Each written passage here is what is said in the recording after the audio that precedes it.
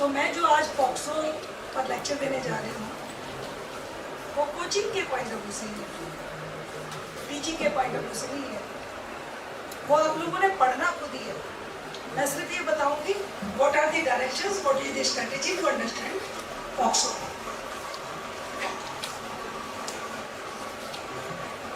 मैंने 4 साल POCSO court देखी है एज जज and I was the chairman of Judicial Studies for POCSO House. Guide them on such aspects. मैं आज पॉक्सो लॉ को बहुत ही आसान शब्दों में प्रैक्टिस पॉइंट ऑफ व्यू से और इस पॉइंट ऑफ व्यू से जो आपको जुडिशियल सर्विसेज एग्जाम में भी हेल्प करेगा उस हिसाब से बताऊंगा।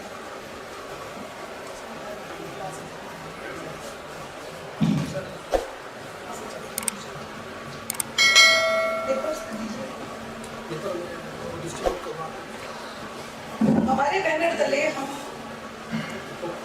एक और भी वेबसाइट चलाते हैं, वो है अर्चनाज कैप्सूल फॉर लॉ में डीजी। कंप्लीट पॉक्सो को सिर्फ 2 पेज में आउटलाइन किया हुआ है, तो आप देखेंगे उसको आप कभी भी रेफर कर सकते हैं, उसमें ज़्यादा परेशानी वाली बात नहीं है। So now we come to POCSO law. First of all, मैं ये बता दूं, child abuse cases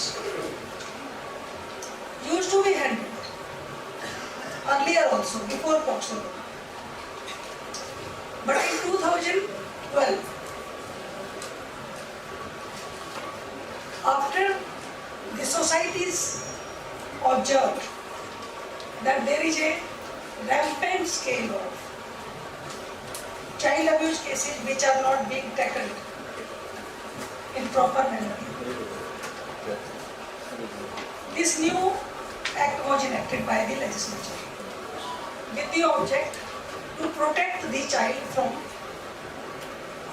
sexual offences. इसीलिए इसका नाम protection of the children against sexual offences रखा हुआ है। अब इस लॉ में 2012 के बनने के बाद भी काफी चेंजेस आए हैं।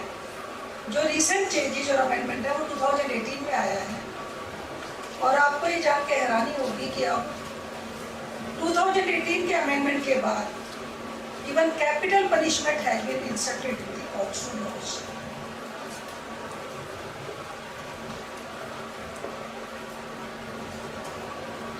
जो recent amendments हैं उनमें not only the punishments have been made stricter and grave. इस एक्ट के अंदर alternative punishment क्लॉज भी डाल रखी है जो सेक्शन 42 में आपको दिखेगा। इसके हिसाब से अगर इस एक्ट में कोई एक्ट ऑफेंस हुआ है और इसके अलावा आईपीसी में या किसी और भी एक्ट में हुआ है और पर्टिकुलर ऑफेंसेस में हुआ है, तो दोनों में जो पनिशमेंट प्रोवाइडेड है उन दोनों में से ग्रेटर पनिशमेंट मिलेगी जिसकी ज्यादा है। उसी की वजह से 2018 में जो 376 AB और AB जैसे ही बाकी और सारे किए गए हैं offences, gang rape, rape of the child under the age of 12 years, 16 years, उनको कवर किया गया है और उनमें ही कैपिटल पनिशमेंट है। तो जब हम पॉक्सो में सेक्शन 6 को देखते हैं जिसमें एग्रावेटेड पेनिट्रेटिव सेक्सुअल असॉल्ट बताया हुआ है, तो उसमें even capital punishment is also punishment for child abuse case if it is a case of aggravated penetrative sexual assault. अब हम पॉक्सो एक्ट को बहुत आसान शब्दों में समझते हैं। पॉक्सो प्रोविजंस में, पॉक्सो एक्ट के अंदर बेसिकली दो ही ऑफेंस है। आप कहोगे तो बड़ी आसान सी बड़ी अजीब बात सुनने में मिली है। ओनली टू ऑफेंसेज है। One is sexual assault, another is sexual harassment. Sexual assault is defined in section 7. Sexual harassment is defined in section 11. 7 is punishable under 8. 11 is punishable under 12. I am talking about sections. I need not refer section again. Sexual assault अगर penetrative है, then it is penetrative sexual assault, यानी ये उसका species है sexual assault, that is defined in section 3, punishable under 4. When this penetrative sexual assault becomes aggravated, means it is covered within one or the other category described in section 5. We were on section 3, penetrative sexual assault, punishable under section 4. Section 5 defines and describes the categories that makes penetrative sexual assault as aggravated, and it is punishable under section 6. So बहुत आसान है। 7 से शुरू करेंगे, 8 में punishable, penetrative हो गया तो 3,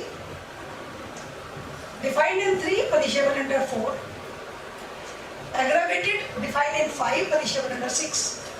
7, 8 तो हम कर ही चुके थे। 1 और 2 को पढ़ने की जरूरत नहीं है, क्योंकि 2 basically definitions, 1 is you know where the act extends. Constitution वाले बच्चे इस बात को जानते हैं कि कोई भी एक्ट होगा उसका फर्स्ट चैप्टर होता है, वो यही चीज बताते हैं। तो हम पहुंच चुके 8 पर, राइट? अब हम आते हैं, अगर सेक्सुअल असॉल्ट भी एग्रावेटेड हो जाए तो section 9 defined aggravation, punishable under 10, section 10.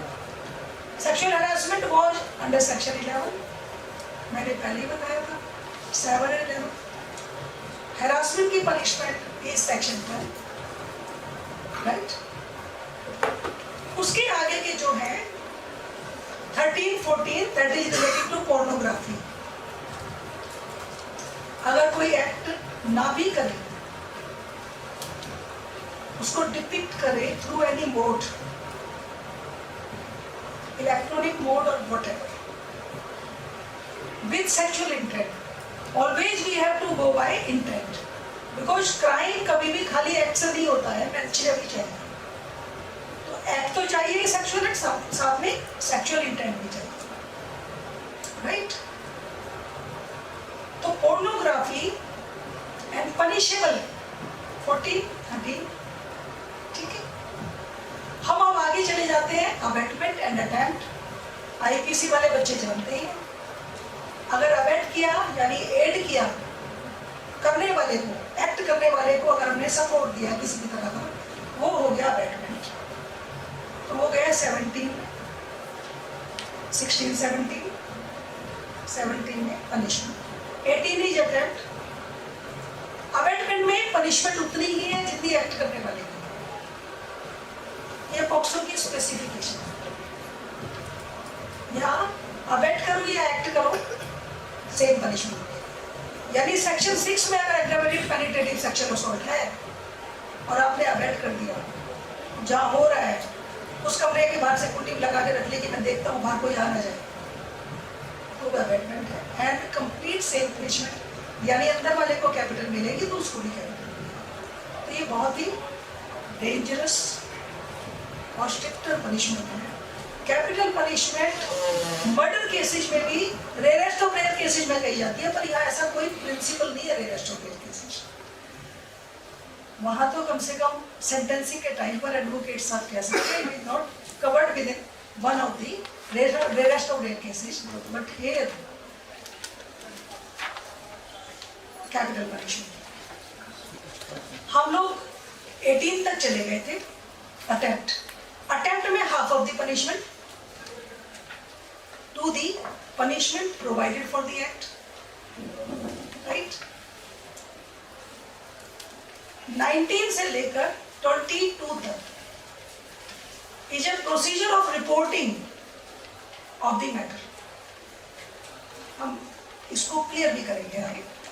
I am just going the scheme of the act. Reporting, trial, recording of the statement, investigation, everything is different from CRPC. 19 starts with notwithstanding anything contained in CRPC, यानी कि non ऑब्स्टेंटे clause से शुरू हो जाती है। मतलब POCSO के जो प्रोविजन है वो सीआरपीसी से थोड़ा हटके है। बच्चों के केस में लेजिस्लेचर ने माना है कि normal procedure will not serve the purpose, तो उन्होंने from the very beginning of reporting of the case वहां से ही फर्क कर दिया सीआरपीसी। मर्डर का केस हो, क्वारल का केस है, हिटिंग है, थेफ्ट है, whatever, that starts with DD entry। Spot हुएगा, कोई घटना घट रही है, वहाँ पे किसी ने रिपोर्ट कर दिया कि मिस्टर ए मिस्टर बी को चाकू से मारा, एक DD एंट्री रिकॉर्ड होगी। उस DD एंट्री से किसी अफसर को भेजा जाए, वो DD एंट्री होगी 112 पर PCR। That would be forwarded to the concerned police station of the area। वहाँ से कोई अफसर भेजा जाएगा जो कि आईओ नहीं होगा, इंक्वायरी ऑफिसर होगा। वो जाके स्पॉट पर जाकर इंक्वायरी करेगा, विल रिकॉर्ड सम स्टेटमेंट और something on the basis of which he will make an entry of cognizable offence. क्योंकि अगर उसे इंक्वायरी ऑफिसर ने देखा कि कॉग्निजिबल ऑफेंस नहीं है तो नेचुरली एफआईआर दर्ज नहीं हो सकती। Everybody knows this. तो वो लिखेगा DD एंट्री पे, थर्ड DD एंट्री होगी कि ये कॉग्निजिबल ऑफेंस आता है इन घटनाओं से और एफआईआर दर्ज की जाएगी। देन जो एफआईआर दर्ज करेगा वो फर्दर एक DD एंट्री। तो इस तरह से before FIR there are 3 DD entries in normal case. FIR के बाद इन्वेस्टिगेटिव ऑफिसर अपॉइंट होगा, द सेम इंक्वायरी ऑफिसर और the IO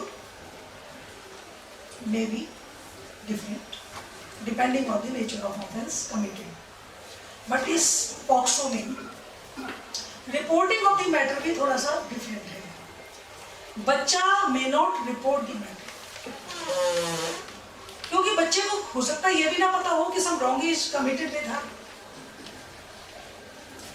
eight the time of commission of offence उसे समझ भी नहीं आ रहा है कि कुछ गलत हो रहा है उसके साथ। तो रिपोर्टिंग ऑफ द मैटर में क्लियरली लिखा हुआ है कि any person, it is not that the person was present on the spot और the person has seen the occurrence or it was to be reported by the relative or to the person concerned. Any person who has an apprehension that some act has been committed, act of child abuse, or has an information, means apprehension भी हो और उसे information भी हो, तो he will give the information to the 4 type of people।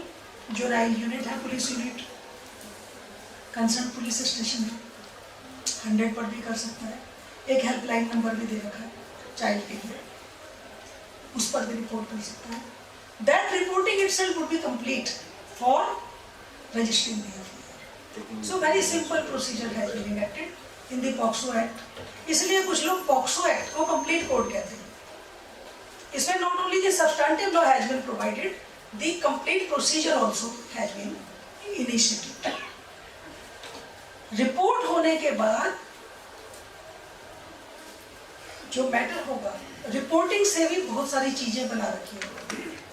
20 में उन्होंने क्या रखा है, अगर किसी को पता चल जाए कि कोई चाइल्ड अब्यूज हुआ है, it is mandatory for him to inform the police. कोई मदर अपने बच्चे को पेट दर्द के लिए लेके जाती है हॉस्पिटल, डॉक्टर को पता चलता है दैट दिस पेट दर्द is not normal, it is relating to some child assault, abuse. It is the duty of the person who has come to the knowledge about any child abuse, he has to report the matter to the police. बच्चा school जा रहा है और कुछ normal से हटकर abnormal act कर रहा है, टीचर को ऐसा एप्रीहेंशन होता है कि कुछ गड़बड़ उसके साथ हुई, and she comes to know through her story that something has happened wrong, that is relating to sexual assault or harassment, means an act under POCSO, then she also has to report the matter. और इस POCSO act में कमाल की बात यह है कि non reporting of the matter is also punishable under section 20. रास्ते में हम जा रहे होते हैं, कोई एक्सीडेंट हो गया या किसी ने किसी को मार दिया, गाड़ी से साइड से निकल जाते हैं, छोड़ो ये तो रोज की झंझट है, कौन पकड़ेगा, कौन इस झंझट में पकड़ेगा. ऐसा पॉक्सो एक्ट में नहीं कर सकते हो. अगर पता चल गया है तो you are also to inform, to give information, and अगर नहीं बताया तो भी सजा है. माँ को पता चल गया है कि बेटी के साथ ऐसा हुआ है, मे भी किसी रिलेटिव ने किया, फादर ने, ब्रदर ने, और कहीं बाहर के पड़ोसी ने, तो भी this is her duty, otherwise she would be booked under section 20. So reporting of the matter is also very important and different from CRPC procedure. उसके बाद इन्वेस्टिगेशन और ट्रायल, इन्वेस्टिगेशन का भी बिल्कुल एकदम डिफरेंट प्रोसीजर बना रखा है. How to record the statement of the witness. बाकी केसेस में एफआईआर दर्ज होने के बाद मेडिकल एग्जामिनेशन होता है, बट पॉक्सो में एफआईआर नहीं भी दर्ज हुई है तो मेडिकल एग्जामिनेशन होता है. चाइल्ड अब्यूज के केस में अगर बच्चे की डेथ भी हो गई है तो भी केस रजिस्टर हो सकता है.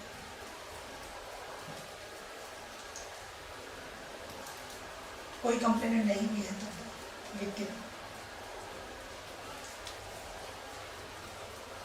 रिपोर्टिंग, जो recording of the child statement है, उसका प्रोसीजर भी बहुत ही क्लियर कर रखा है कि चाइल्ड की लैंग्वेज में लिखा जाएगा. किसी और ऑफेंस में कंप्लेनेंट जाता है या विक्टिम व्हाटएवर, वो अपनी बात बता देता है, आईओ लिख लेता है, अटेस्ट कर देगा, उससे साइन करा देगा, या उसके साथ कोई आया उससे करा देगा.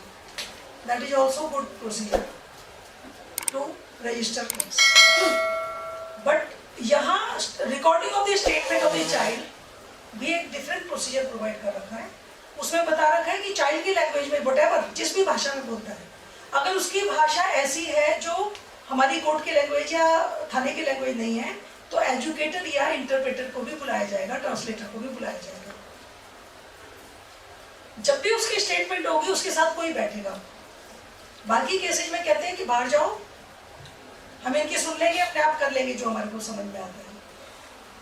But here this is mandatory that some support person, may be parents, father, mother, और anyone to whom the child trust. Suppose it is a case of incest, घर के अंदर का मामला है, बच्चा will not tell anything to the family, और घर वाले तो बिल्कुल रिपोर्ट नहीं करेंगे, बिकॉज एक तरफ उनका बच्चा है, दूसरी तरफ फैमिली मेंबर. तो anyone to whom the child trust at that time, may be teacher. अब जैसे जैसे पॉक्सो के ये डेवलपमेंट हो रही है पॉक्सो केसेस के लिए प्रोसीजर की, तो अब स्पेशल काउंसलर्स, CWC, NGOs, जो साइकोलॉजी चाइल्ड की जानते हैं और उन्हें प्यार से पूछ सकते हैं, क्योंकि चाइल्ड में नॉट कम अप क्या हुआ उसके साथ, उसके लिए भी उन्होंने सपोर्ट पर्सन्स कर रखे हैं. Means child statement would be recorded in the presence of some support. Statement record करते समय किसी भी हालत में चाइल्ड की इंटरेक्शन अक्यूज से नहीं होनी चाहिए, इस बात का ध्यान रखना है। चाइल्ड की रिपोर्टिंग या चाइल्ड की स्टेटमेंट रिकॉर्ड करते समय कोई भी रिपोर्टिंग नहीं होगी कहीं भी। चाइल्ड की आइडेंटिटी को डिस्क्लोज नहीं किया जाएगा। आपने जुडिशियल फाइल्स देखी होगी, यहाँ पे बहुत सारे प्रैक्टिसिंग लॉयर मैं देख रही हूँ जो पॉक्सो केसेज भी देख रहे होंगे। वो जुडिशियल फाइल के अंदर फ्लूट लगा रहता है जहाँ नाम, not only name, address, parentage, सब कुछ छिपा देते हैं। कभी कभी जब हम चार्ज फ्रेम करते थे तो कहते थे कहाँ से लिखें, पूरी फाइल में कहीं है ही नाम। और उसके लिए भी लिखते हैं ए विक्टिम को, B I use to record first name, Anushka है तो ए लिख दिया, गरिमा है तो जी लिख दिया। So identity has to be hidden, has to be kept secret, because किसी भी हालत में विक्टिम की आइडेंटिटी खुलनी नहीं चाहिए। अगर स्टेटमेंट उसकी आयु लिख रहा है तो प्रेफरेबली वो उसके प्लेस पर लिखेगा विक्टिम। ऐसा नहीं है कि उसको चलो भी थाने में रिपोर्ट कर ले, तेरी बात लिख लेती हूँ, ऐसा करो दोनों के दोनों माँ बाप के साथ आ जाओ और तुम्हारी बात सुन लेते हैं, ऐसा नहीं कर सकते। Preferably at the place of child. So these procedures are precautionary और कंजीनियल एटमॉस्फेयर प्रोवाइड करना है तभी रिकॉर्ड करना है। ऐसा नहीं कि उसको टेंशन हो रही है, कोई बात नहीं मेरे पास समय कभी जल्दी बता देगा, ऐसा नहीं। Preferably lady investigating officer would be there in case of girl victim. POCSO gender bias नहीं है, वहाँ चाइल्ड लड़का भी हो सकता है, लड़की भी हो सकती है। तो अगर लड़का है तो उसके लिए लड़का रख सकते हैं इन्वेस्टिगेटिंग ऑफिसर, लड़की है तो प्रेफरेबली लेडी। इसी तरह से जब वो 164 की स्टेटमेंट के लिए चाइल्ड आता है उसके लिए भी स्पेशल प्रोसीजर प्रोवाइडेड है। एमएम साहिबा भी अलाउ करेंगी सपोर्ट को। हम लोग 164 जब भी कभी लिखते रहे हैं तो हम कहते हैं सब बाहर जाओ, I record it in confidence, लेकिन ऐसा नहीं है पॉक्सो में। उसमें कहा है, उसमें भी उनको ये ख्याल रखना है कि किसी भी हालत में अक्यूज का इंटरेक्शन नहीं हो जाए रास्ते में या किसी भी तरह से। मीन्स 3 चीजें तो पक्की कर रही है हर एक ने, चाहे वो इंक्वायरी कर रहा है, चाहे इन्वेस्टिगेशन कर रहा है, चाहे वो स्टेटमेंट लिख रहा है, चाहे ट्रायल कर रहा है। बच्चे की आइडेंटिटी डिस्क्लोज नहीं होगी, बच्चे के साथ सपोर्ट होगा हमेशा, और उसकी ही लैंग्वेज में सब कुछ लिखा जाएगा, और उसका इंटरेक्शन अक्यूज से नहीं होना चाहिए। कंजीनियल एटमॉस्फेयर है to be created. Similar situation is about the trial. POCSO में ट्रायल के लिए कॉग्निजेंस के 30 दिन के अंदर statement of the victim has to be recorded. अब कई लोग जो प्रैक्टिस में वो कह रहे होंगे अच्छा ऐसा तो हमने देखा ही नहीं कोर्स में, सालों से पढ़ाई जी, 5 साल हो गए, 2 साल से मेरी गवाह की एग्जामिनेशन नहीं हुई है ना। उसमें एक लाइन लिखी हुई है 30 दिन के अंदर स्टेटमेंट रिकॉर्ड करनी चाहिए, लेकिन अगर नहीं रिकॉर्ड कर पाते तो रीजनिंग कोर्ट्स कम है, केसेस ज़्यादा हैं, कोर्ट की limitation, administrative infrastructural problems. Congenial atmosphere provide करने के लिए BWDC रूम बनाए हुए हैं, लेकिन वो भी कम है। बच्चे की स्टेटमेंट बहुत लंबी चलती है क्योंकि उसे कंजीनियल एटमॉस्फेयर और ब्रेक्स के साथ करना है, तो उसमें समय लग जाता है। इसलिए 30 दिन वाला क्राइटेरिया कभी कभी नहीं पूरा हो पाता। ट्रायल के लिए भी कॉग्निजेंस से 1 साल के अंदर ट्रायल कंक्लूड होना चाहिए। वहाँ भी वही सिचुएशन है कि काफ़ी लोग अंदर से हंसते हैं कि 1 साल की क्या बात कर रहे हैं, आप बता दो आपकी कोर्ट में कितने केस थे जो 1 साल में डिसाइड होते। Practical difficulties we admit. उसके लिए ऑनरेबल सुप्रीम कोर्ट ने मॉनिटरिंग कमेटी बना रखी है, और एक सेटल्ड लॉ में एक मिनट्स में डाल रखा है इंटरनली कि 100 केसेज पर एक कोर्ट रखी जाएगी। इसीलिए ज़्यादातर पोस्टिंग जो ADJ बन रहे हैं उन्हें पॉक्सो कोर्ट दी जा रही है, और कोशिश ये की जा रही है कि हर कोर्ट के पास 100 वाला क्राइटेरिया हो जाए। अगर 100 केसेज रहते हैं देन ये दोनों चीज़ें भी पूरी हो जाएंगी। बहुत सारे ऐसे केसेज हैं जब हमारे पास से केसेज गए और हमारे पास 100-150 रह रहे हैं, तो हमने बहुत सारे केसेज को विद इन 1 ईयर और विद इन 30 डेज हमने इनको कंप्लाई किया। सो कॉग्निजेंस के बाद पीरियड भी प्रेस्क्राइब्ड है लॉ में, और जब कॉग्निजेंस लिया जाएगा, ये एक स्पेशल एक्ट में एक स्पेशल प्रोविजन है जो जुडिशरी के पॉइंट ऑफ व्यू से लोगों को ध्यान रखना जरूरी है। अक्यूज के ना रहते हुए अक्यूज नहीं भी पकड़ा गया तो भी court can take cognizance. Court can take cognizance even in the absence of accused. जब ट्रायल होगा और एविडेंस रिकॉर्ड किया जाएगा, चार्ज के स्टेज पर भी चार्ज में अल्टरनेटिव चार्जेस प्रोविजन भी करते हैं, because alternative punishment is being provided. अगर दूसरे में भी होगा तो greater punishment would be provided. तो चार्ज के टाइम पर भी बहुत सारी चीज़ों को ध्यान में रखा जाता है। Age determination of the child is must before framing of charges, क्योंकि age is the vital fact for invoking POCSO provisions. Age determination एक बहुत बड़ा चैप्टर है जिसमें जुवेनाइल जस्टिस एक्ट भी पढ़ा जाएगा, तो उसको हम किसी और लेक्चर में बहुत डिटेल में ले सकते हैं, बिकॉज इसके ऊपर बहुत सारा केस लॉ है जो जुवेनाइल लॉ से ही चला आ रहा है। जुवेनाइल का एज डिटर्मिनेशन का जो फार्मूला है, जनरली एज डिटर्मिनेशन का इस पर भी लगता है, चाइल्ड के लिए, विक्टिम के लिए भी। इसमें जुवेनाइल जस्टिस एक्ट के एक प्रोविजन का एक्सेप्शन भी क्रिएट कर रखा है। In case of juvenile accused, अगर कोई क्लेम करता है कि अक्यूज भी जुवेनाइल है, तो juvenile act is the juvenile court is the only court that has to determine the age of the accused juvenile. लेकिन मैंने जुवेनाइल कोर्ट में 3 साल देखी है, 2.5 साल, तो वहाँ जुवेनाइल का डिटर्मिनेशन, जुवेनिलिटी का, it is available only with juvenile court. No other court can do this. Even if session में भी चल रहा है तो उसकी जुवेनिलिटी का क्वेश्चन आएगा तो जुवेनाइल कोर्ट देंगे। लेकिन पॉक्सो एक्ट में लिख रखा है कि अगर किसी ने जुवेनाइल का क्वेश्चन उठाया अक्यूज के लिए तो ओनली स्पेशल कोर्ट देखेगी। तो ये थोड़ा सा जुवेनाइल एक्ट से भी हटकर है। कई बार ऐसा होता है हमारे यहाँ एप्लीकेशंस लगती है कि जी हमारा तो अक्यूज जुवेनाइल है, और कोर्ट कहती है कि चलो जुवेनाइल कोर्ट भेज देते हैं। वहाँ क्यों नहीं एप्लीकेशन लगाते, चलो रेफर कर देते हैं। Special court can have assistance of the juvenile court for determination, वो बार नहीं है, लेकिन स्पेशल कोर्ट का प्रेरोगेटिव है to decide the juvenility of the accused if produced before this court. File बाद में जुवेनाइल डिसाइड होने के बाद वहीं जाएगी जुवेनाइल कोर्ट में, ट्रायल वहीं होगा। लेकिन for that purpose this POCSO court is being treated as children's court. इसको चिल्ड्रन कोर्ट में बोला।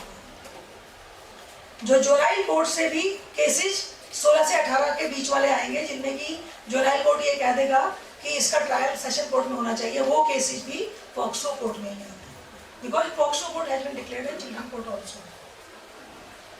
तो फॉर दैट पर्पज वो चिल्ड्रन कोर्ट भी है जुवेनाइल कोर्ट। सबसे बड़ी जो इसमें बात ध्यान देने की है प्रोसीजर में, how to record the testimony of the juvenile. POCSO में बहुत सारे गवाह नहीं होते हैं मर्डर वगैरह केसेस में।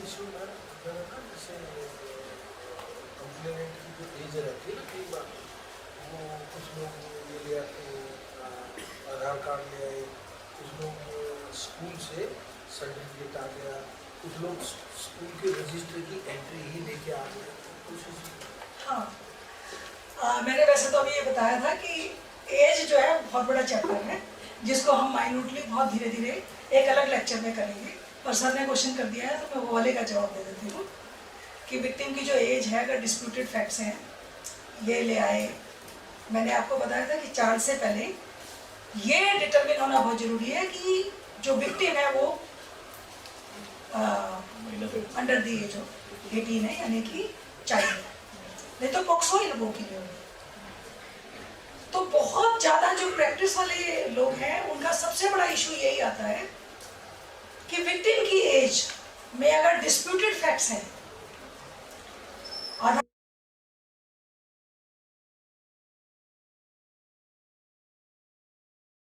एज लगा दी, जो स्कूल का रजिस्टर है उसमें कुछ और एज है, या कोई जन्म पत्री थी उसके पास उसमें कुछ और एज है। तो एक सेटल्ड लॉ भी है हाई कोर्ट से, मेरी अपनी ही कोर्ट में वो आया था रेफरेंस के बाद। उसमें ये है कि अगर डिस्प्यूटेड फैक्ट्स हैं एज के, हमारे पास 2 सेट ऑफ एविडेंस अवेलेबल है एज के विक्टिम के लिए, तो हम बॉडी एज एग्जामिनेशन भी करवा सकते हैं फॉर डिटर्मिनेशन।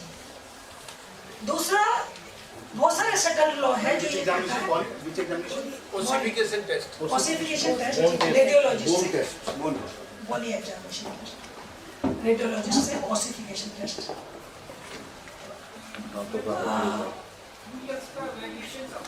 हाँ, वो मैं कह रही हूँ, इसका ये जो एज वाला एस्पेक्ट है ये बहुत बड़ा चैप्टर है, बहुत ज़्यादा इसमें निटिग्रिटीज हैं।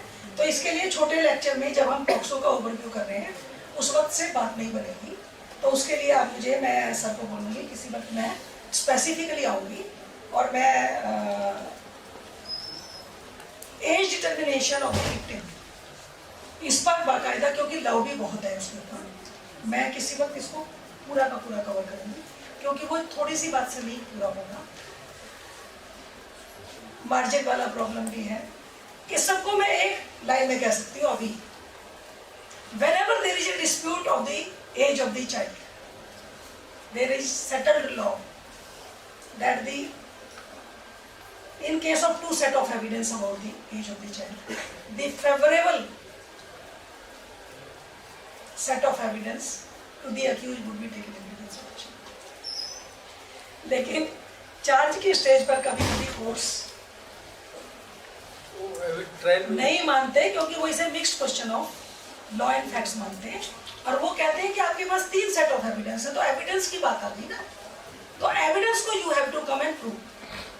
जब तक ट्रायल नहीं होगा तब तक हम प्रूव नहीं करेंगे, और सेट ऑफ एविडेंस हम तभी देखेंगे जब आप दोनों सेट ऑफ एविडेंस ले आएंगे। तो चार्ज की स्टेज पर जनरली कोर्ट्स इस बात को टेकअप नहीं करती हैं, हालांकि सेटल्ड लॉ यही है कि 2 set of evidence are produced, the favourable to the accused will be taken into consideration. One question here regarding age only. जी, That why POSCO and JJ Act are not differentiated on the basis of age of victim? Are not differentiated. That is my question. Correct. Why? मेरे को ऐसा लगता है कि इस पर special rules बनाने की जरूरत है। इसके अंदर एक प्रोविजन है पॉक्सो में कि special rules would be notified created by the government. आप इसमें एक प्रोविजन देखोगे, आई कम टू दैट ऑल्सो। मैं ये बात इसलिए कह सकती हूँ कि जब मैं जुनाइल कोर्ट में थी, जुनाइल जस्टिस कोर्ट बनने के बाद आई वॉज द फर्स्ट जज देयर। पहले वो जुनाइल जस्टिस कोर्ट थी।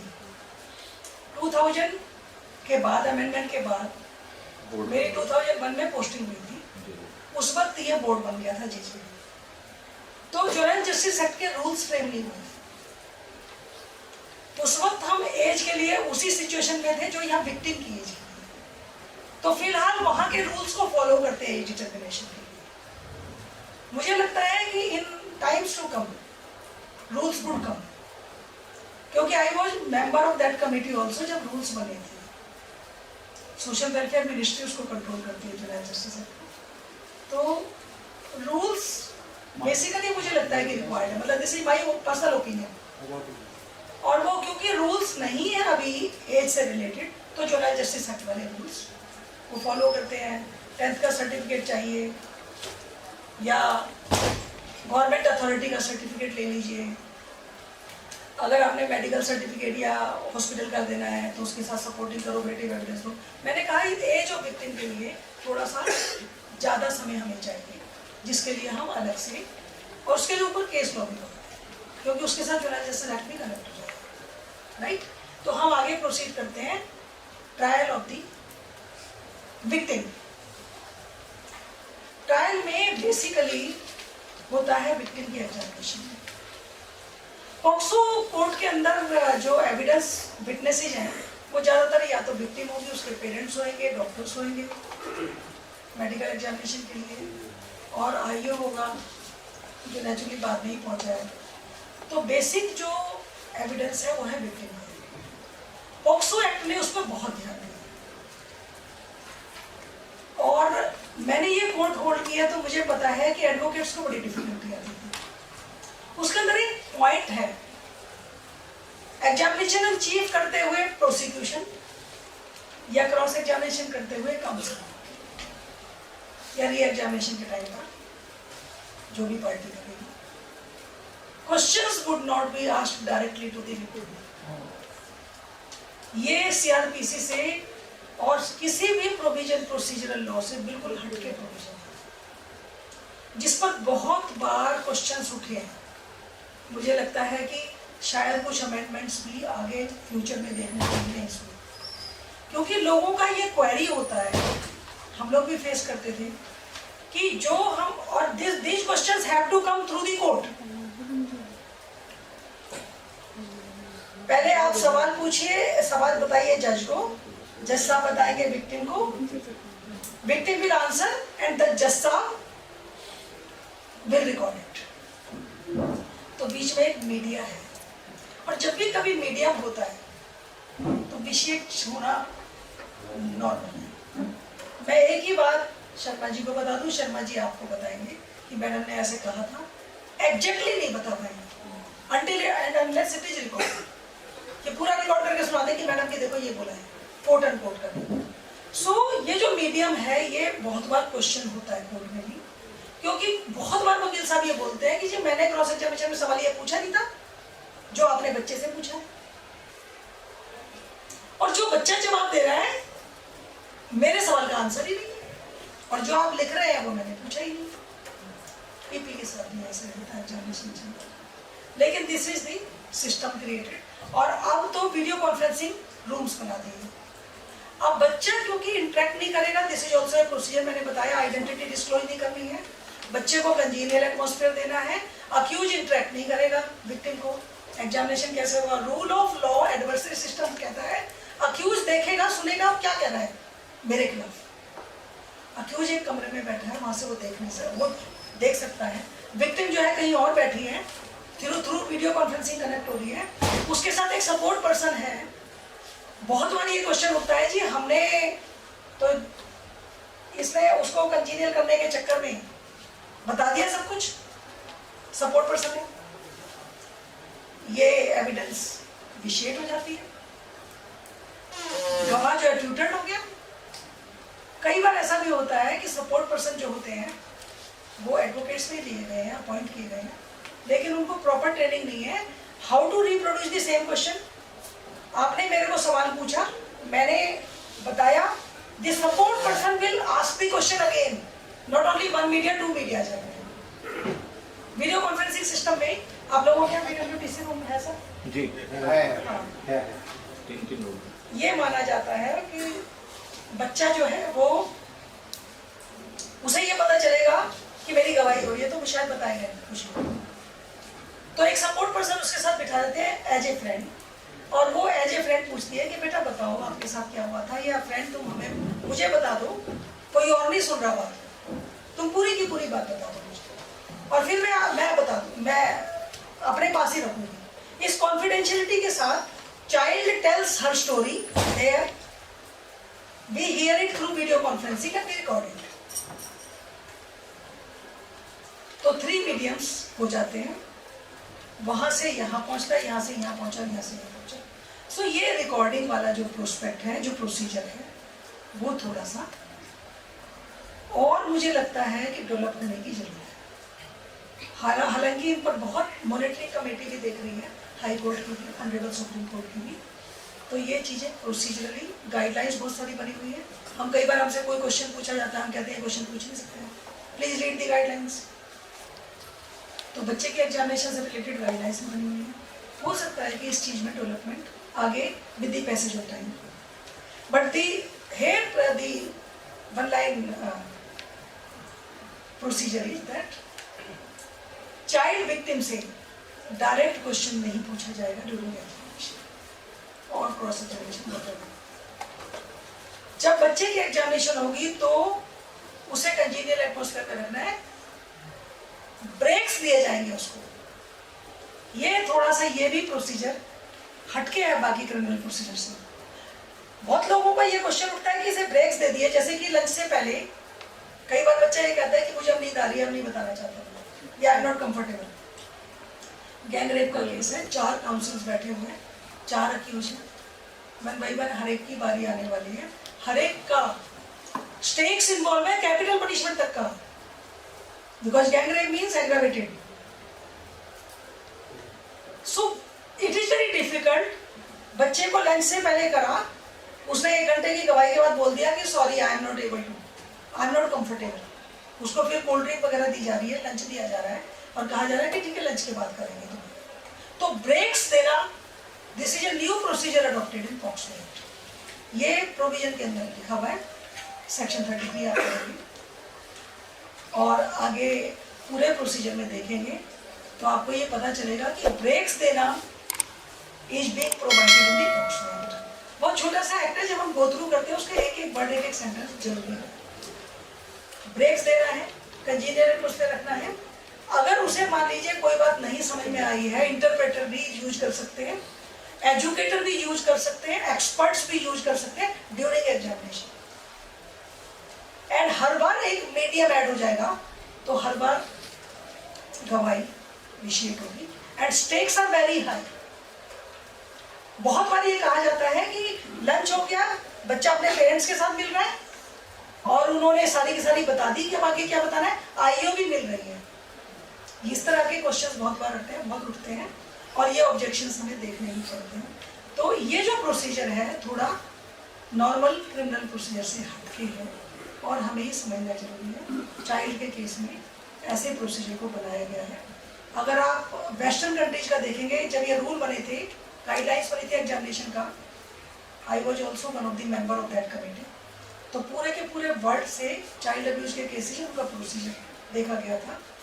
वहाँ तो कभी कभी ऐसा होता है कि बच्चे को साइन लैंग्वेजेज और ये सब करके पूरा का पूरा एक साइको रूम में बिठा देते हैं, 2-3 साइकोलॉजिस्ट भी होते हैं, जूरी भी होती है, सब होता है, वो बच्चा बताते जाता है, everything is being recorded in the class, background में सब लोग देख रहे हैं। तो सब तरह का प्रोसीजर वहाँ पे अडॉप्ट किया हुआ है। Basic question is to protect the child against another trauma, to recall that event जो उसके साथ हो गया। बच्चे की मेंटेलिटी और साइकी खराब ना हो, आगे का उसे जीवन जीना है, वो भी बच्चा है। बच्चे की आइडेंटिटी डिस्क्लोज ना हो और बच्चे को सपोर्ट मिलता रहे। मैं आपको एक छोटी सी बात बताऊंगी, जब हमें ट्रेनिंग हुई पॉक्सो के लिए, तो मैं यहाँ आपको इसलिए बताऊंगी क्योंकि आप लोग प्रैक्टिस में हैं और आपको ये पता चले कि ऐसा एग्जामिनेशन का क्यों बनाया है। हम लोग 30 लोग थे, हाई कोर्ट में ट्रेनिंग हो रही थी, 3 हमारे सामने ऑनरेबल ट्रेनिंग दे रहे थे, honourable justice. First training day था, हम सब लोगों को एक एक ब्लैंक पेपर दे दिया गया है और जानते हैं हमें क्या करना है। Everybody has to write her or his first night on the paper in few lines, and nobody written even a single word. All 30 papers were blank. और उन्होंने कहा कि we were expecting this 30 blank papers. जो आप अपने जीवन के happy moments कागज पर नहीं उतार सकते, किसी को नहीं बता सकते, मुंह से नहीं बोल सकते, do you believe a child will speak in front of public? जिसे इतना भी नहीं पता उसके साथ गलत होगा। ये चीज को याद करते हुए, सेंसिटिविटी को समझते हुए आपने स्टेटमेंट रिकॉर्ड करते हैं। इसलिए हम लोग, जब आप लोगों की बाहर की तरफ से क्वेश्चंस आते हैं, ऑब्जेक्शंस आते हैं, हम समझते हैं क्रिमिनल प्रोसीजर को, आपके स्टेक्स को भी, लेकिन हम इस चीज़ को याद रखते हैं कि बच्चे की सैंक्टिटी, प्योरिटी, उसका करेक्टर, हर चीज़ को ध्यान में रखना है कि उसको दोबारा ट्रॉमेटाइज ना करें। It is very difficult to have such cases. But it is a case we have to. तो जो बच्चे जुडिशरी में जाना चाह रहे हैं, आपने देखा होगा पॉक्सो पहले नहीं था जुडिशरी में, अभी ऐड हुआ है। चांसेस ये है कि पॉक्सो पे ज़्यादा आएंगे क्वेश्चंस। पॉक्सो पे बहुत निटिग्रिटी है, because complete criminal procedure code से और हमारी नॉर्मल सोच से, ऑर्डनरी थिंकिंग से बिल्कुल अलग है प्रोसीजर। अगर ये आ गया कि ब्रेक्स देने जरूरी है, क्या एग्जामिनेशन ऑफ विक्टिम को एग्जामिनेशन के दौरान ब्रेक्स दिए जा सकते हैं, आप कहोगे ऐसा पॉसिबल है, but it is written in the procedure. So these are the procedural aspects जो हमने बताए। अब हम मैं छोटा छोटा ये बताती हूँ खाली, बहुत फास्टली। हम लोग सेक्शन 3 to सेक्शन 12 तक पहुँचे थे ऑफेंसेस पर।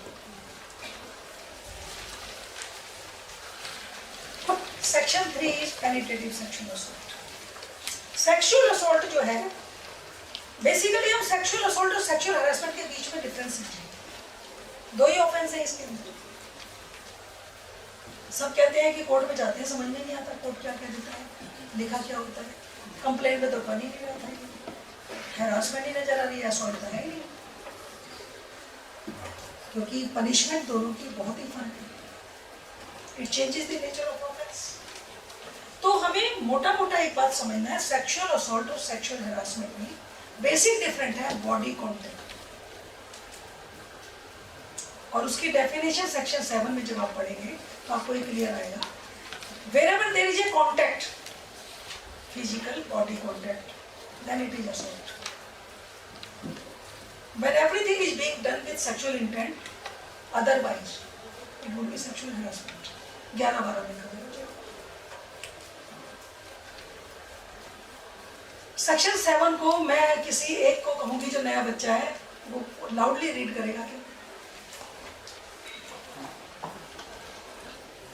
सेक्शन 7, एनीवन रीड करो, बैठे बैठे करो, नो प्रॉब्लम। नहीं, खड़े होकर करो बेटा। खड़े होके करो, चलो लाउडली रीड करेंगे। Section 7, Sexual Assault.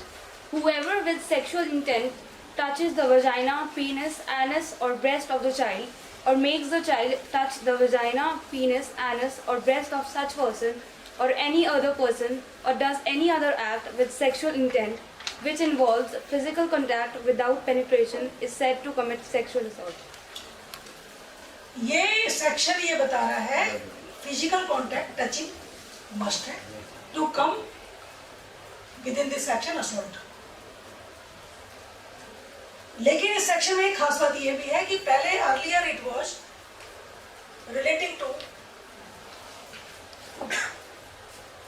not only private parts, but now it is covering any act. यानी कि प्राइवेट पार्ट की जो कोई टचिंग की बात नहीं है, एनी एक्ट, यानी बॉडी के किसी और पार्ट पर भी किसी और तरीके से भी अगर आपने सेक्सुअल इंटेंट से किया है, then it is also covered in the sexual assault. पहले जनरली ये आइडिया था मॉलेस्टेशन के टाइम पर 354 या जो भी ऑफेंसेस असॉल्ट से रिलेटेड थे कि it is relating to the private part of the victim, but now इसको ब्रॉड कर दिया है डेफिनेशन। सेक्सुअल इंटेंट अगर है और any other act, but that should have physical contact. तो एनी अदर एक्ट मीन्स ऐसा नहीं कि कुछ भी, physical contact is must, body contact is must. So ये थोड़ा सा इस पॉक्सो में पहले वाले प्रोविजन से हम हटके हैं। सिमिलरली पेनिट्रेटिव सेक्सुअल असॉल्ट, अब हम आएंगे पेनिट्रेटिव। पेनिट्रेटिव वर्ड से ही लगता है insertion, penetration. Earlier it was any private part, and it was relating to, when we think of rape or something, our mind goes to that area. अब ये digital also inserted in this section, and that is also challenging from practice point of view. Digital penetration is also included in this, and not only POCSO act में changes कर रहे हैं, उन्होंने 376 में भी कर दिया सिमिलर। सेक्शन 3 पढ़ोगे, सेक्शन 376 पढ़ोगे आफ्टर 2012 अमेंडमेंट से now rape has also been defined in that law. Digital में it is very difficult to prove. Fingering any other object, Nirbhaya case के बाद ये चेंजेस भी आए हैं, so it is very difficult to prove. Medically पहले medical document, medical legal document was very much important to prove the act, and this was the safeguard for the council to protect the client against false cases, but now it has become very difficult, क्योंकि अब आपके पास medical evidence नहीं है कुछ cases, then also you can be table. Punishment जो है वो अभी 18 के बाद आईपीसी में बहुत कम ऐसे ऑफेंस थे जिसमें नॉट लेस देन था, लेकिन पॉक्सो में अब अमेंडमेंट के बाद बहुत सारे ऑफेंस में नॉट लेस देन करते हैं। मीन्स अगर कन्विक्शन है तो आपके पास वो उसको खत्म हो जाता है कंपल्शन वाला या डिस्क्रिप्शन। एग्रावेटेड जो है, एग्रावेटेड में 5 में भी और 9 में भी, aggravated sexual penetrative sexual assault 5 में और एग्रावेटेड सेक्सुअल असॉल्ट 9 में। ऑलमोस्ट कैटेगरी सेम है। मोटी मोटा ये है कि रिपीटेड वन, एक बार नहीं कई बार हो गया। नंबर 2 रिलेटिव हो, रिलेटिव इज ब्लड रिलेशन और matrimonial relation. Under the authority किसने किया है? पहले ज्यादातर अथॉरिटीज पुलिस या इस तरह की अथॉरिटीज थी जिसमें अंडर डोमिनियन होता था। अब डोमिनियन और कंट्रोल दोनों आ गया, यानी कि एम्प्लॉयर भी एम्प्लॉय के बाय सर्विस कवर हो जाता है इसमें। If any act is being committed by a person having an authority or control, ज्यादातर इन केसेज में एग्रावेटेड लग जाता है। एक से ज्यादा एक्ट, एक से ज्यादा लोग, ये सब एग्रावेटेड की कैटेगरीज है। 5 and 9 दोनों में ऑलमोस्ट सेम है। जब आप पढ़ेंगे तो आपको ज़्यादा रटना नहीं पड़ेगा, ऑलमोस्ट एक जैसा। सो पॉक्सो एक्ट में मेरी तरफ से अभी ओवरव्यू में इतना ही है। किसी की कोई क्वेरीज है? एक query है. हाँ जी। What about the age of a person? For example, a person is of 30 years age. Person victim है या अक्यूज है? Victim is of 30 years of age, but his mental level is of say 10 years or 8 years child, and he has been raped by a person who is of 60 years of age or say 50 years of age.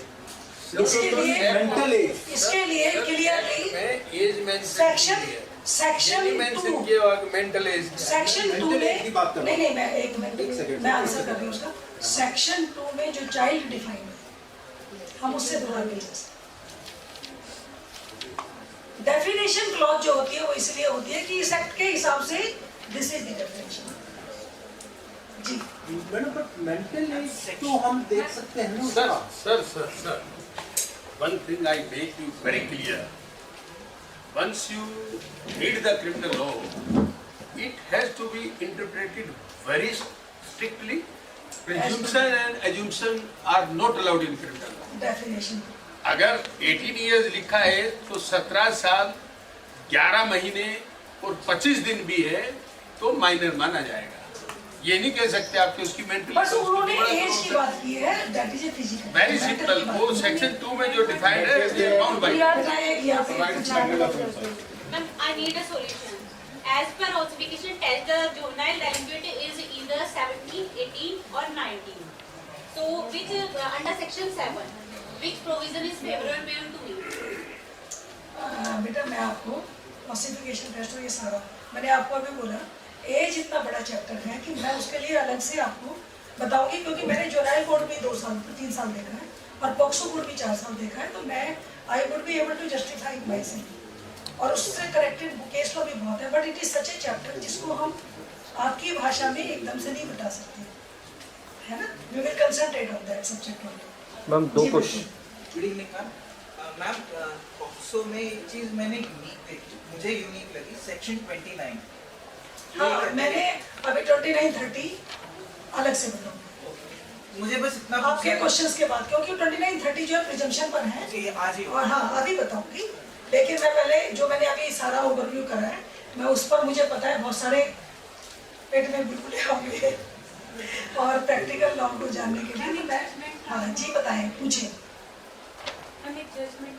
उधर से आ जाओ उसका कोई बात नहीं, आप बताओ। एक जो इंटैक्ट है उसको कैसे डिफरेंशिएट करेंगे? Suppose a person hold a hand of the girl और उसका पकड़ने का या उसका मोटिव कुछ और हो, और उसको किसी और को ये लगे कि इसने जो है सेक्सुअल इंटैक्ट से पकड़ा है। सेक्सुअल इंटेंट जो है वो from the surrounding facts and circumstances का कंसोलिडेटेड इफेक्ट होता है।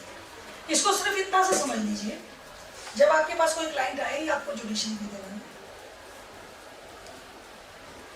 नियत बदनियती वो सर्कमस्टांस से पता चल जाता है। मैं एक एग्जांपल दे देता हूँ। जी, मेरी मासी मेरी माँ की बहन उम्र में कम है आप बहुत, बैठे बैठे। मेरी एज की है, मेरी मदर बहुत बड़ी है। वो मुझे मिली बड़े आराम से, मैं झप्पी पा के मिला and I kissed her. Sexual intent is not there. मेरी बेटी है, मैंने गोद में लेके उसको किस किया, sexual intent is not there. मैं किसी से मेरे बहुत अच्छे हेल्दी रिलेशन है उसको किया, नॉट एन अफेयर। यस, जब बदनियती जैसे मैडम ने कहा है, वो सेक्सुअल इंटेंट जो होती है उसमें बॉडी लैंग्वेज, आदमी का अंदाज, उसका आगे एडवांसेस वो डिफरेंट होते हैं बिल्कुल। इसलिए कहा जाता है लेडीज को सिक्स सेंस होती है, सिक्स सेंस होती है, उनको पता होता है कि किस नजर और किस अंदाज से मुझे देख रहा है, देखने से बता देते। नजर भी बता दें। तो we can gather from the circumstances, मैंने बताया रिलेशनशिप किस सर्कमस्टेंसेस में, किस क्लास को बिलोंग करते हैं आप। एलीट क्लास में हो सकता है, मेरे फ्रेंड की वाइफ आई अक्ल कर दिया मैंने उसको, that may not be applicable in the middle class, right? Right sir. Ma'am First of all, thank you for taking this session. I think you all needed it. And my question is, it's a doubt and might be a silly one. So basically, let's say someone has been raped as a child when they were like 12, 13, 14, any age. But at that time, they didn't know what was happening to them. That is very common as a child. 10 years, 20 years later, they want to file a case. Now, should they go to POCSO or 376? POCSO? POCSO. We have to see the age of the child But ma'am, of the time of the offense. have you attended the constitutional classes? Yes. I Yes. have been in all the classes. Article 21 जब offence commit हुआ है That is right. उस time But punishment the क्या one- थी, that is applicable, but the act is offense cannot applicable. happen. All these tests cannot happen, and the evidence might be It failed. doesn't matter. We get so many cases of that nature. जो complainant है वो 18 साल की नहीं होती है, complaint करती है, लेकिन she retreat the cases of earlier जब वो 18 से कम थी। Basic cardinal principle of law is particularly crime के लिए the time when it has been committed, the date and time it has been committed. Article 21 तो यही है पूरा एक कंप्लीट। लास्ट क्वेश्चन मैं पूछूंगा मैम। नहीं, अभी मेरे पास क्या हुआ कि 2-3 महीने पहले 2 बच्चियाँ आई with along with her mother. उनके साथ ये हुआ कि वो अपनी सहेली के घर गई थी, वहाँ उसकी सहेली के घर पे कोई रहता था लक्ष्मी नगर में, वहाँ उसके साथ रेप कर दिया किसी 55 साल के आदमी ने। अब व्हाट शी वांट्स कि कई बार एक बार दो बार हुआ और डराया धमकाया, इस वजह से एक बच्ची ने नहीं किया, फिर दूसरी बच्ची भी गई, दूसरी बच्ची की नाउ प्रॉब्लम ये है कि उस लड़की की कंप्लेंट जो है, हमने वो रहती थी यहाँ महरौली में, हमने फतेहपुर बरीफ का थाना था, हमने वहाँ मैदानगढ़ी में कंप्लेंट दे दी। कंप्लेंट देने के बाद उन्होंने कहा कि नहीं, we are not going to register your complaint here and FIR here, आपको हम वहाँ भेज रहे हैं जहाँ ये इंसिडेंट हुआ, स्पॉट पर। अब लक्ष्मी नगर गई, लक्ष्मी नगर जाने के बाद उन्होंने कहा कि आप इतने दिन तक क्यों नहीं आए, हम आपकी कंप्लेंट नहीं लेंगे। Still we are fighting for the registration of FIR, still they are not going to register. वो कहते हैं अच्छा उससे बात कर लो, सेटल कर लो, खत्म कर लो, उसकी माँ को अलग थ्रेट कर रहे हैं। ऐसे है नहीं, यहाँ हो सकता है, नहीं हो सकता है, that's why I am saying. FIR register नहीं होना। देखो, क्रिमिनल लॉ में जहाँ ऑफेंस कमिट हुआ है टेरिटोरियल ज्यूरिडिक्शन वहाँ की होगी, that is fine, but we have a option of the zero FIR also. हाँ ये कर सकते, नहीं वो फिर आपका जुगाड़ होना चाहिए। जुगाड़ पर तो दुनिया चल रही है सर। अच्छा नहीं आजकल ये भी just I am asking about the law. आजकल ये बहुत हो रहा है, लड़की की एज होगी 20 इयर्स और मेरे पास आ गई कि जी उसको मुझे सबक सिखाना है, ये वो, उसने मुझे ये कर दिया, वो कर दिया। तो क्या करते हैं, स्टोरी यही बनाते हैं ना कि फर्स्ट इंसिडेंट कब हुआ, 18 से कम, जब मैं 17 साल की थी, और उसके बाद फिर होता चला गया तो पोक्सो में कवर हो गया। या समटाइम जैसे भी केसेज आए हैं कि मेजर होने में 2 महीने बचे हुए, ठीक है, या वो मेजर हुई तो 2 महीने पहले का इंसिडेंट दिखा दिया, 1 महीने पहले का दिखा दिया। These things are going and also is being misused and abused. देखिए मिसयूज और अब्यूज। ओ बच्चा एक बच्चे से पूछना चाह रहा है, बेटा काफी देर से, 1 मिनट प्लीज। वो बच्चा, हाँ बेटा खड़े हो। छोटा सा सवाल था ना, छोटा नहीं बड़ा पूछो, इन केस ये परमिट करें टाइम का, मुझे तो कोई दिक्कत नहीं। ऑफेंस की कमीशन पीछे आवाज नहीं आ रही? अच्छा जी 1 मिनट, ये इससे करने के बाद फिर पहले बच्चे को पूछ रहा हूँ भाई। फॉर एग्जांपल अगर कमीशन के वक्त दोबारा से रिपीट करो, अगर कमीशन के वक्त बच्चे की एज 4 थी फॉर एग्जांपल, 20 साल बाद अगर रिपोर्ट किया गया तो जब 24 साल की एज है विक्टिम की, उस वक्त क्या जो प्रोसीजर है, क्या तब भी बच्चे को ऐसा विक्टिम को ऐसा बच्चा ट्रीट किया जाएगा? आपने क्वेश्चन उनका सुना नहीं, सेम क्वेश्चन आपने रिपीट किया, उन्होंने भी वही क्वेश्चन पूछा था। बेसिक कार्डिनल प्रिंसिपल है as at the time of commission of offence. But so far as question कि आफ्टर 20 इयर्स वो फाइल अगर कर रहा है, सी जी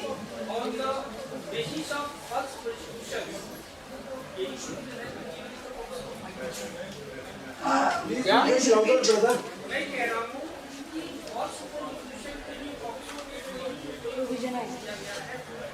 फर्स्ट प्रोसिक्यूशन नहीं, फॉल्स प्रोसिक्यूशन के फॉल्स प्रोसिक्यूशन में ये मैं प्रोसीजर में ये अभी बताने वाली थी, लेकिन ये बैठ गई। फॉल्स प्रोसिक्यूशन में अगर लड़की विक्टिम के लिए ये प्रूफ भी हो जाएगी उसने फॉल्स प्रोसिक्यूशन किया तो उसे कुछ नहीं हो सकती, कोई सजा नहीं। उसका कारण पता है क्या? लेकिन अगर किसी ने फॉल्स कंप्लेंट करी है, एप्रीहेंशन और information, he can be punished. There is a provision. Yes, there is a question that the complainant not with the another person. According to the POCSO law, complainant is always another person, not with the. जरूरी नहीं है, victim भी हो सकता है। In such cases, their mother is a complainant, and she was only that he is my. She can be prosecuted. Protection child को है, major को नहीं है। Protection is to the child only, सिर्फ बच्चे not को to the है। major person. मेरी कोर्ट में आने के बाद एक बच्चे ने गवाही के दौरान ही कह दिया, गवाही होते होते ही क्रॉस के बाद, कि मैंने इसके खिलाफ गलत एलिगेशन लगाए थे क्योंकि इसने मेरी मम्मी को मेरे बॉयफ्रेंड के अगेंस्ट भड़काया था और मैं उससे शादी करना चाहती थी और मेरे पेरेंट्स किसी और से शादी करवाना चाहते थे, और अगर ये भड़काता नहीं तो मेरी उससे शादी करनी जिससे मेरा प्यार था। This was recorded. लेकिन उसको हम कोई पनिश नहीं कर सकते। और एडवोकेट साहब का ये कहना था सर रिकॉर्ड करो इसे सजा दो, तो मैंने कहा पूरा प्रोविजन पहले पॉक्सो पढ़ लेना फिर बताना, एप्लीकेशन लगाओ फिर हम डिसाइड करेंगे।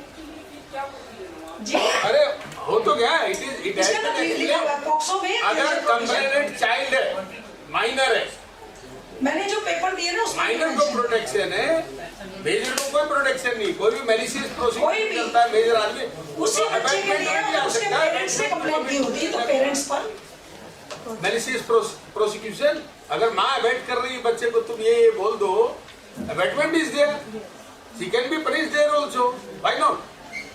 लेकिन बच्चे को प्रोटेक्ट कर रखा है वो इसलिए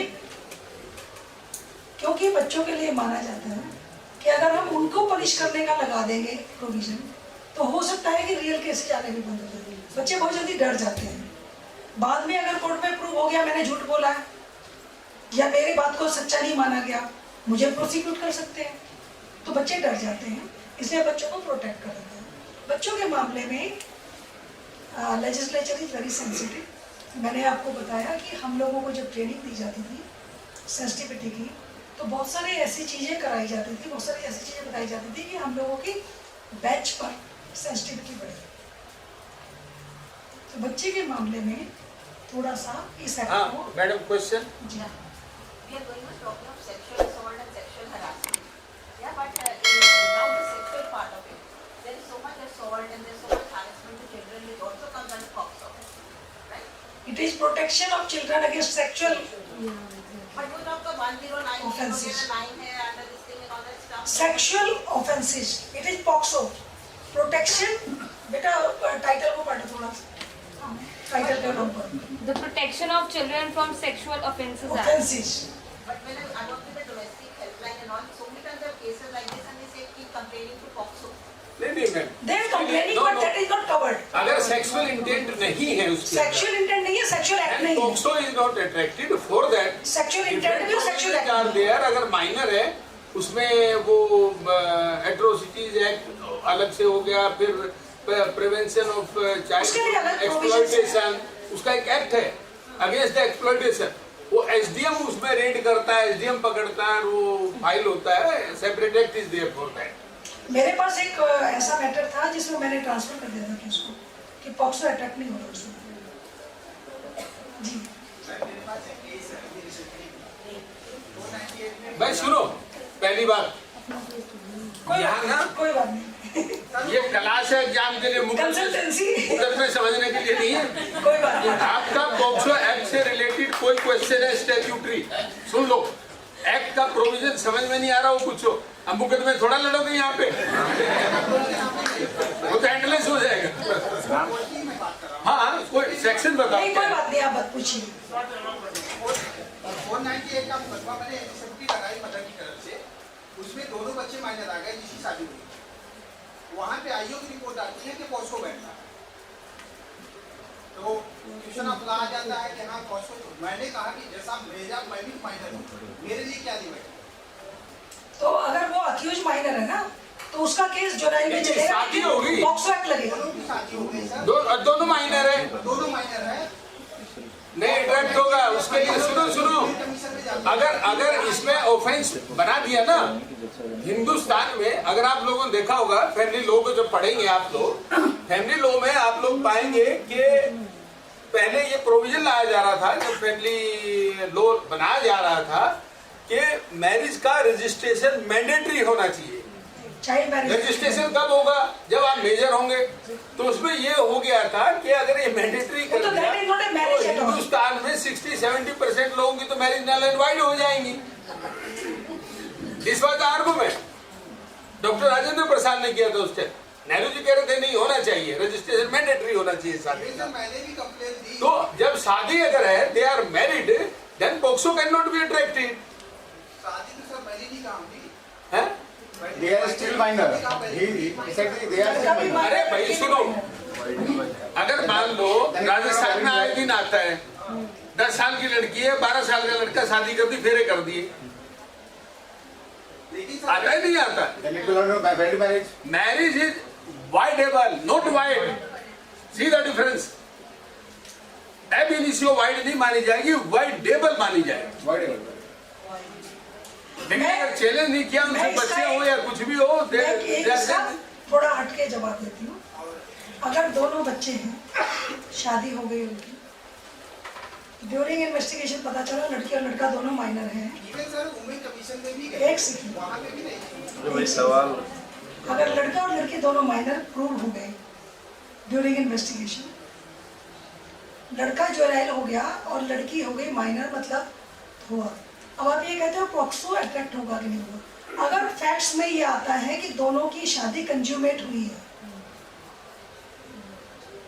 तो पॉक्सो अट्रैक्ट हो जाएगा, बिकॉज वो पेनिट्रेटिव सेक्सुअल असॉल्ट में कवर होगा लड़की के लिए, माइनर के लिए। लड़के का ज्वेनाइल होना उसे ज्वेनाइल कोर्ट ले जाएगा, बट पॉक्सो लगेगा। दोनों के साथ हुआ। देखिए जब लड़का लड़की के, अगर मान लो पेरेंट्स शादी करते हैं, 2 माइनर की शादी कर दी, POCSO will be attracted. Yes, parents parents punish होंगे, उसमें पेरेंट्स को पनिशमेंट मिलेगी। नहीं, वो एक चाइल्ड मैरिज एक्ट का एस्पेक्ट है, वो अलग है। चाइल्ड मैरिज एक्ट में वो रेगुलेट होगा, पॉक्सो में नहीं होना चाहिए। व्हाट आई मीन, नहीं, पॉक्सो भी अट्रैक्ट होता है। मेरे पास है केस। हम दोनों हस्बैंड वाइफ हैं, अगर वो हनीमून मनाने चले गए कई बार, इट इज पनिशेबल। हनीमून मनाने चले गए बुरा नहीं है, सेक्सुअल एक्ट अगर प्रूव होता है कि वहाँ हुआ है तो पॉक्सो लगेगा, पॉक्सो लगेगा। लेकिन लगेगा दोनों पे, दोनों पे एक भी ज्वेनाइल बन जाएगा, लेकिन जाएगा ज्वेनाइल को, जाएगा दोनों पे, लगेगा दोनों पे। कवर होगा ना। बॉय के लिए भी तो सेम होगा। बॉय को क्या प्रोटेक्शन मिल रही है? बॉय के पास कौन से एक्ट में प्रोटेक्शन है? और बॉय अगर अंडर एज है तो वो भी पॉक्सो में जाएगा। माइनर है, शादी हो गई है, ये कौन से सेक्शन में? मैं एक बार 2930 के बारे में थोड़ा सा बता देती हूँ। पॉक्सो एक्ट में प्रिजम्पशन एक क्रिएट की गई है। प्रिजम्पशन आप एविडेंस एक्ट में भी देखते हो, और प्रिजम्पशन कई सब्सटैंटिव लॉज में भी बना रखी है। एविडेंस एक्ट में तो प्रिजम्पशन का अलग चैप्टर है ही। प्रिजम्पशन के साथ साथ आप शैल एज्यूम, मे एज्यूम, ये 2 वर्ड आपने एविडेंस एक्ट के कौन से सेक्शन में पढ़े हैं? जो जुडिशरी की तैयारी कर रहे हैं वो बताओ।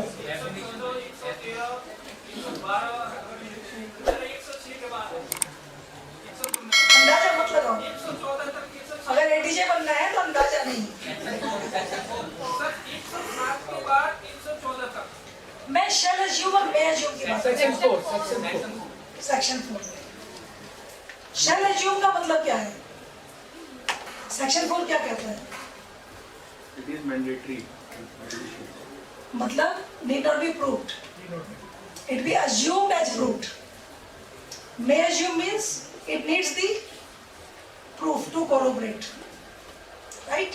29 में shall वर्ड का यूज किया हुआ है। सेक्शन 29 ऑफ पॉक्सो एक्ट में shall presume, और ये इतना खतरनाक सेक्शन है कि इसने पूरा एडवर्सरी सिस्टम को ही बदल दिया है, ऑनर्स ऑफ प्रूविंग को ही शिफ्ट कर दिया है। ये बहुत इंपॉर्टेंट सेक्शंस हैं 29 एंड 30, इसलिए मैंने इनको जब हम ओवरव्यू कर रहे थे तब नहीं बताया था, मैं इनका थोड़ा अलग से बताऊंगी क्योंकि इसको हमें एविडेंस एक्ट के साथ बताना पड़ेगा। Like 304B। हाँ अभी बताऊंगी वो भी। शैल प्रिज्यूम, और उसमें क्या क्या रखा है? If anyone is prosecuted for the section so and so so and so so and so, court shell presume of commission of such offence. खतरा, ट्रायल ही खत्म। एलिगेशन आ गए, प्रोसिक्यूशन ने प्रोसिक्यूट कर दिया, चार्ज फ्रेम हो गए, court shell presume the commission of that offence. ये question बहुत बार हम लोगों की कोर्ट में भी रेज होता रहा, और एक जजमेंट में इस शैल प्रिज्यूम को मैंने इंटरप्रेट किया था as per the presumption given under 304B, जो हमने अभी नोट किया। 304B डॉनी डेथ के केस में भी इसी तरह का एक प्रिजम्पशन आ चुका है एविडेंस एक्ट। 113B 113A में भी इस तरह के प्रोविजंस आ चुके हैं, लेकिन उसके ऊपर सेटल्ड लॉ हो गया है कि प्रोसिक्यूशन का काम खत्म नहीं हो जाता है। प्रोसिक्यूशन का जो काम है to prove the case beyond reasonable doubt, वो लगेगा।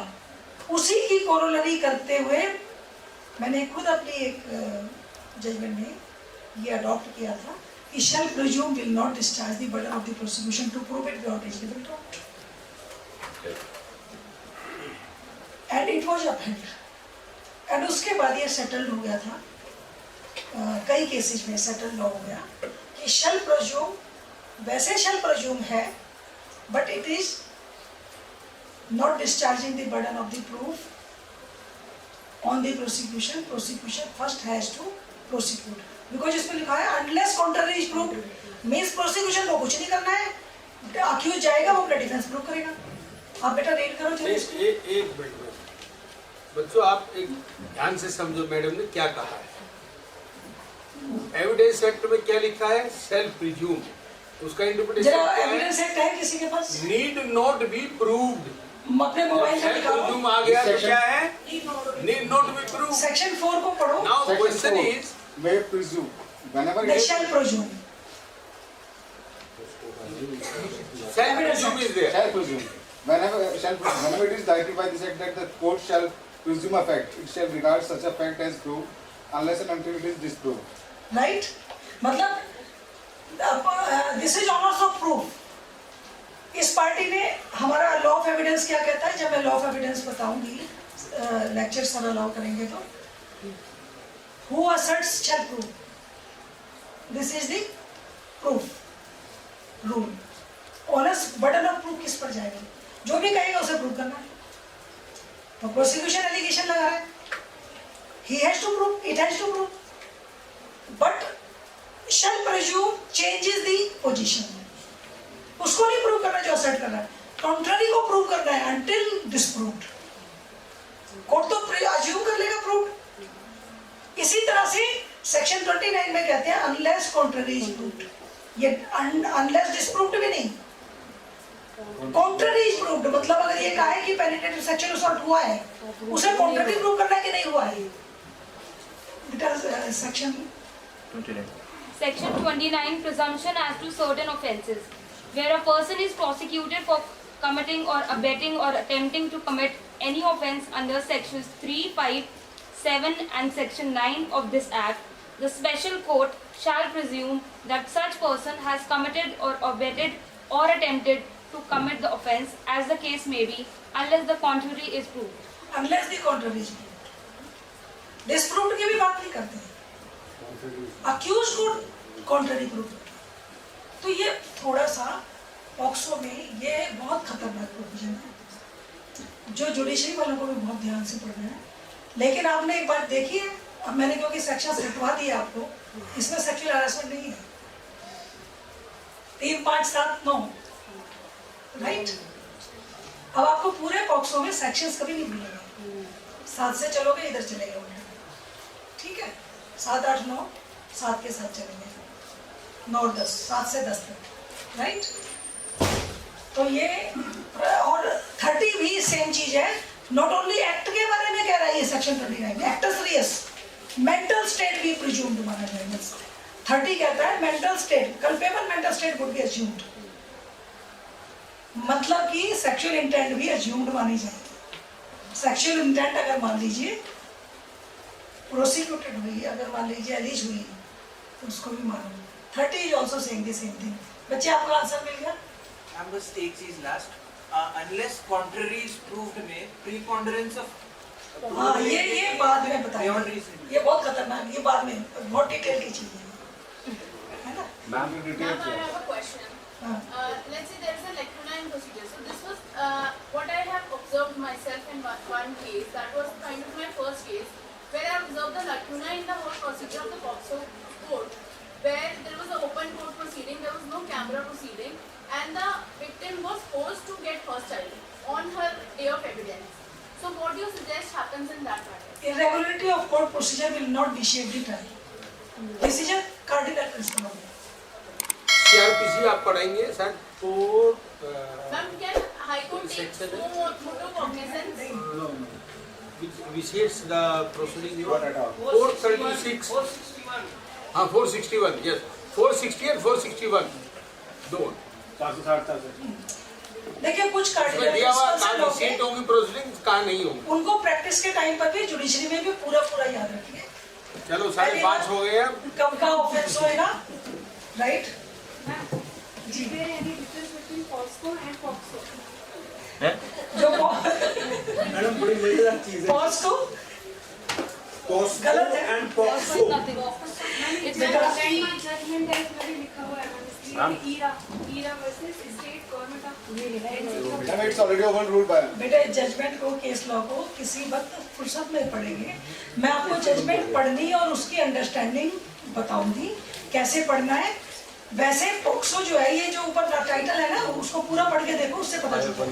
वो तो पॉक्सो हो गया। पॉस्को POSCO वो होगा वो होंगे सेक्शुअल कोई और एक्ट होगा, मैंने तो नहीं सुना। वो कोई बात नहीं, उसको देखेंगे। आप केस लॉ नोट कर लीजिए। मैम एक बहुत छोटा सा क्वेश्चन है, ऑलरेडी वैसे इन्होंने पूछ लिया था। सेक्सुअल पॉस्को, पॉस्को लिखा हुआ है, that is only a confusion which he said. कोई नहीं, गलती अरे प्रिंटिंग भाई है, एक्ट प्रिंटिंग मिस्टेक। ये छापने वालों ने, और कई बार बोलने में भी बच्चे गलत बोलते हैं। हाँ बेटा मैम, वैसे ऑलरेडी इन्होंने पूछ लिया था। ये जो सेक्सुअल इंटेंट है, सर ने थोड़ा डिस्क्राइब किया, बट ये बहुत सब्जेक्टिव चीज है, ये बहुत ज्यादा evidence based on evidence. But there should be, don't you think there should be some scientific process to find out this No, you sexual can't put such type of things in state jacket formula. That वहाँ हमें evidence based on law जो settled है, case law. person to person, circumstances to circumstances. एक ऐसा settle law है जिसमें sexual intent को define भी करता है। तो मैम ये तो मतलब डिस्क्रिप्शन होगी ना कोर्ट की कि what is sexual. No, no, court का डिस्कशन नहीं है। जब बेस्ड ऑन एविडेंस। आप खुद ही देखेंगे, कहीं भी जाके जब हम बात करते हैं, 4 आदमी खड़े होते हैं, तो हालात से अपने आप राइट और रॉन्ग आइडिया हो जाता है। And good night.